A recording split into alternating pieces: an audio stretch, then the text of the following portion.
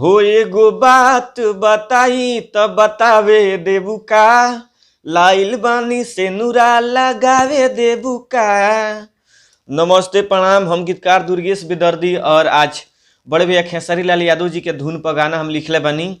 एगो बात बताई एल्बम के नाम बा खेसारी भैया के, वही गाना के धुन पर हम ऑर्केस्ट्रा वाला गाना लिखले बनी। तो आप सबके सुनावे जा रहा बनी। पहले लड़की के बा तब सुनी कैसे बा। पहले मुखड़ा में लड़की के कहनी बा कि यार के सटा के होई हम बाई जी, ऐसे हमारा के जौनी भार माई जी। हो आरे के सटा के होई हम बाई जी, ऐसे हमारा के जौनी भार माई जी। फिर लड़का बा, लड़का के कि सुन नैना से नैना लड़ावे देबू का, तनी लगावा तू हमारा के आवे देबू का, आ नाचो तारू लहंगा उठावे देबू का। फिर कोरस में बा, कोरस में मैंने कहलू कि चोलिया में हाथावा लगावे देबू का, आ मौका के फायदा उठावे देबू का। तो ई रहला मुखड़ा।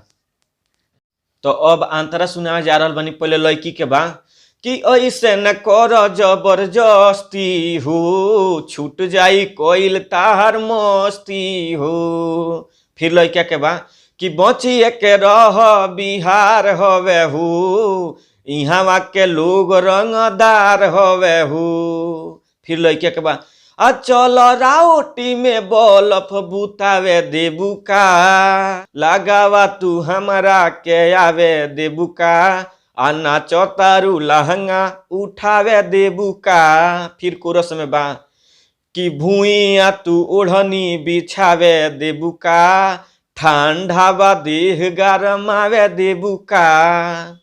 तो ई रहला अंतरा। मतलब आप सब खेसारी भैया गाना सुन लेम कि केने खेसारी भैया गाना बा, सेम वही तरीका से हम ई गाना लिखले बनी, ऑर्केस्ट्रा वाला ह।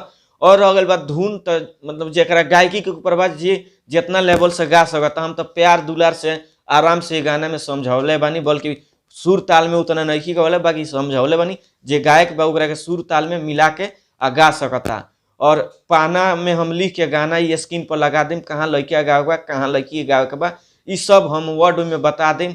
और लास्ट अंतरा खातिर हमारा नंबर पर आप सब कॉल कर सकतनी कि भैया हमारा लास्ट वाला अंतरा ये गाना के चाहिए, तो हम व्हाट्सएप के माध्यम से लिख के भेज देम, आप सब गा सकतनी। म्यूजिक जे बनवावे चाहता चाहे गाना रिकॉर्डिंग करावे चाहता, तो हमारे स्टूडियो बा बालाजी रिकॉर्डिंग स्टूडियो, जादवपुर बाजार, गोपालगंज बिहार में हमारे स्टूडियो बा।